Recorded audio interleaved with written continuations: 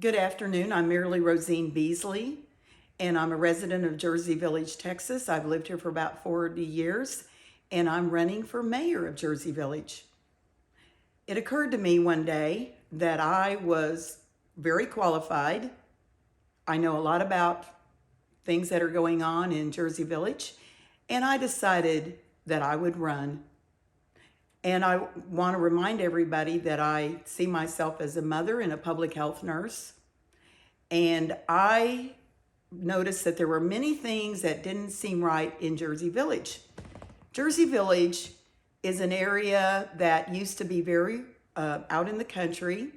When we moved here about 40 years ago, our sons used to play with their friends out in the, they would leave and build little forts and things like that.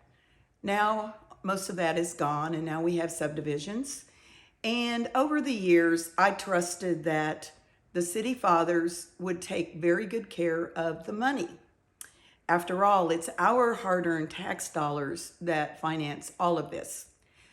It came to my attention about 2.5 years ago that there was an election here, and someone won by only 3 votes. And I thought that was very suspicious. So I started asking a lot of questions, and that's when I found out that we have an old-fashioned ballot box, and I understand that there's a slit in the side that might be big enough for somebody to possibly tamper with. Now, I don't know that that happened. I did find out that there were a lot of mail-in ballots. I did a survey, and I discovered that 3 voters who had responded indicated they had never applied for mail-in ballots. And one of them is somebody I know. So that became something that I was very concerned about. So the more that I looked into what was going on in Jersey Village, the more that I realized that the people didn't seem to have much of a voice any longer. From what I understand, many years ago, the people voted on big projects. And now it appears that the council members pretty much decide what we're going to have. Now, there was a comprehensive plan that was developed several years ago, and I participated in that plan. And what I want to remind the Jersey Village City Council is it was a wish list.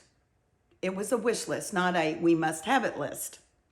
I also discovered over time that in August of 2008, the mayor at that time wrote a letter. It was the mayor's letter, and mentioned about taking the extra money that they didn't need and saving it up. And I've done some checking it out, and it looks to me like there was about $17.5 million that was in this overage. The way I see it is that belonged to the voters. It didn't belong to the city council to save it. Now, I have found out that there are many people in this area in Jersey Village. Some people have given up. They don't seem to have a voice any longer. I am not ready to give up. I am ready to improve the city, and that's why I'm running. I'm also running because I think I can do a better job than my opponent. After all, in my spare time, I got several college degrees. I am a registered nurse. I have 2 bachelors, 2 masters. I have 2 degrees in education. I also have an MBA. And recently, I purchased 40 acres property that I'm developing into like a farm or a ranch. I have experience in business. I have experience in education. I'm a certified school teacher. I have a lot of experience in healthcare. So I think I'm ready, and more than ready and qualified for this job. All right, so anyway, I also want to let everybody know that some of the things that I think are important, I think it's important to have limited government. I think it's all about we the people. The city council members are the representatives for the voters. They're not supposed to decide all these things by themselves. And it appears to me that over time, this overreach on their part, just little by little, they have decided that they need to decide many things for us. We have special meetings where they would have these special meetings and they would meet at 5:30 at 6, and they would post on a Friday afternoon late, and nobody even knew about the meeting. And why did it matter anyway? Because most people aren't home from work by that time. And in addition to that, no citizen was allowed to comment until Bill Beazley spoke up one night and asked the city attorney and said, this is not right. It's our hard-earned tax dollars that pay for this. All right, now, some of the things that are problems in Jersey Village are we have flooding. We've had 4 major flood events here in Jersey Village since the Harris County Toll Road Authority finished up the project. We also have aging infrastructure that needs to be addressed. And the thing about the flooding is that we need to address the root cause of the flooding. And I know that the city fathers are so excited that they got a grant, that they've gotten some grants, and they've been able to elevate 18 houses, and that just doesn't make sense to me. I stood up in city council and I suggested that the money would be better served if they provided these bladders or these moats to put around as many houses as possible, that would be a better use of the money.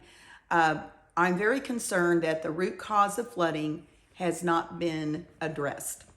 So in addition to these kinds of things, I also want to mention that the police chief who was fired last October, and when I read his termination letter, I was taken aback because of how mean he was to his staff. And apparently it appears that he was butting heads with different department heads in the city of Jersey Village, which I don't think is the right way to be as a leader in Jersey Village. And if I had known about that, I would have spoken up. About it. We also had a detective who was fired. I really like that detective. Sadly, he's on the Brady list, which means he couldn't testify in Harris County courts. I don't understand why we have such lack of integrity by police officers. I am concerned that we always have great officers. We have plenty of equipment for the police officers. We have equipment up to date for our firefighters. Since I am very interested in education, I think it's important that we always encourage everyone to keep working on their education, keep working toward a degree, whatever their goals might be for the future. Another thing that is a concern of mine is the golf course. I realize that everybody loves the golf course. That's the problem is the golf courses usually lose money. And I found out recently that 2,000 rounds of golf have been given away. And I was really surprised about that. So I started wondering what would happen.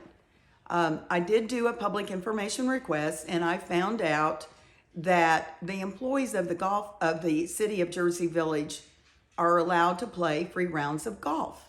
And I guess it's part of their wellness program. The problem is that the citizens are paying for this. And I'm not sure that that's the best use of the hard-earned dollars of the taxpayers.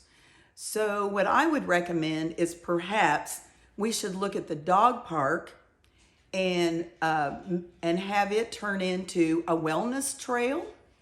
I'm very much interested in good nutrition, exercise, rest, and a purpose in life. So why don't we turn the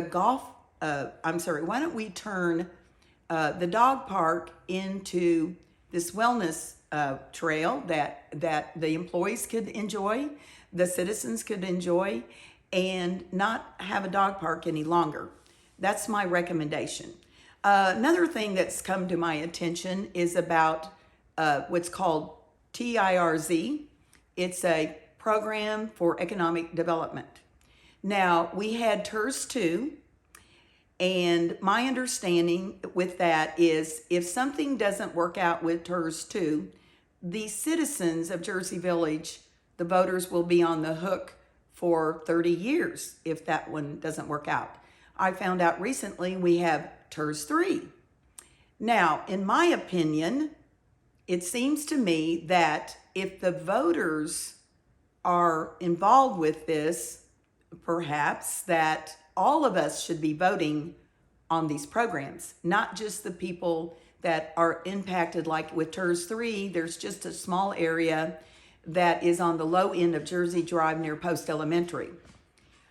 So I would like to believe that the voters will start to ask more questions of the city council. We need help. We need to find out more. In addition, I don't understand why, with TERS 2, why we want City Hall to be on the other side of Highway 290. I also understand that one of the other people who's running for city council, Ashley Brown, is that she's working with some volunteers, and they're looking for people to sign a petition so that the voters can help decide about this. So if you're interested in helping with that, you can check with Ashley Brown and ask to sign a petition. It does need to be done right away. Something else that's coming up very quickly is if somebody is not registered to vote and they would like to be registered, they need to do it quickly. They need to mail in a form by before April 1st, which is next week. And this might be somebody who recently turned 18, 19, or maybe they moved from somewhere else. I will be distributing or having distributed some campaign bags. And so please, if you know somebody who might want to register to vote, take that form out and then go ahead and mail it in quickly. These are some of the tips that I would like to share with everybody. So please share this with your friends and neighbors about the petition. Perhaps it's time for the residents, the citizens, to remember we the people. We are the voters. We need representatives. And so please get involved. Please find out more about what's going on. It's not enough to just vote. Be sure and research candidates. Examine if their value system is like yours. I think that we need to encourage everybody to stay tuned to everything and ask questions and investigate and find out more, because it's our city. And one last thing I want to talk about are the property taxes. Now, the property values have risen over several years. I would like to remind City Council and anybody involved that the values of the property, since they're going up, why do the City Council members, why aren't they cutting spending to have it in line with the rising property taxes? I think it's time that we get the full amount of the benefits, the tax exemptions that other communities get. So I would recommend that you find out what the current amount is, and recommend, write letters, write emails to the City Council and tell them that you want the maximum that is allowed. And perhaps for those that are 65 and older, since all of that money was collected years ago, maybe some of that money should be returned to those 65 and older. Anyway, these are some of the concerns that I have. And we are approaching a holiday season, and it will be in a very few days. We will be seeing evidence of, we see spring, and there will be Passover and Easter. So I would like to say to everybody, have a blessed weekend. And if you have questions, just ask the candidates about where they stand on different items and different things. And so please have a blessed weekend. Thank you.